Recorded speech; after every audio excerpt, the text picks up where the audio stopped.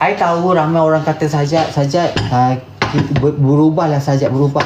I tahu memang senang orang kata berubah. Kadang-kadang I tak tahu, I nak tanya, kenapa you all nak sangat sajak? I tahu you all, kita ni sesama Islam, kita patutlah bagi tahu ubah.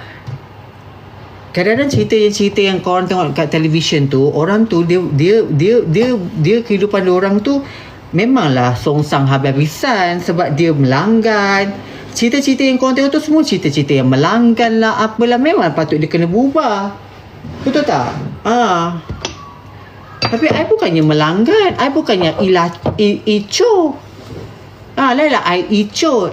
Layarilah dengan ico, www.nursajatico.com.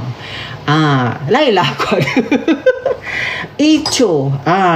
Ico-co. Betul tak, No? Ni sekarang pun aku pun tak ada ico. Perempuan-perempuan pagi-pagi ni kenapa dia orang Astaghfirullahaladzim, kau teruk lah. Kau ni kan lebih teruk pada adik-adik tau.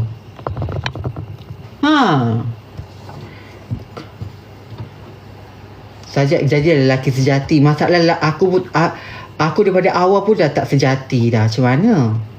Lelaki sejati ni kan, dia kalau pandai alat make up pun dia tak teringin tau. Aku ni benda-benda yang lelaki punya pun aku tak teringin nak pakai. Ini pula engkau boleh suruh aku jadi lelaki sejati. Aku tak faham lah kalau orang. Aku kadang-kadang ajak tanya kan, kalau betul kau ni lelaki sejati, better kau kahwin. Ini kadang-kadang kahwin pun tetap kelompok.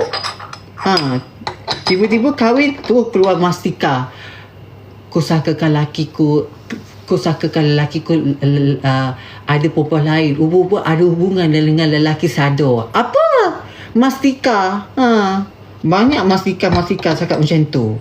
Ku sangkakan hati seorang isteri tak pernah menipu.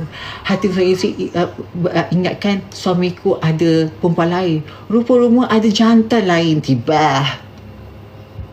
Banyak kat Malaysia tu. Cuma tak sebar je. Takut tutup air, malu. Tapi itu yang berlakunya realiti. Rupanya lakiku Rokiah Ronggeng.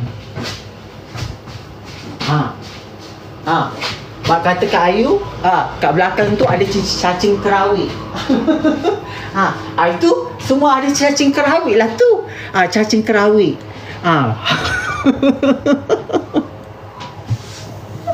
Bak kata Kak Ayu, itu semua ada cacing kerawiknya. Memang ada ulat kat bontot tu, dia kata tu.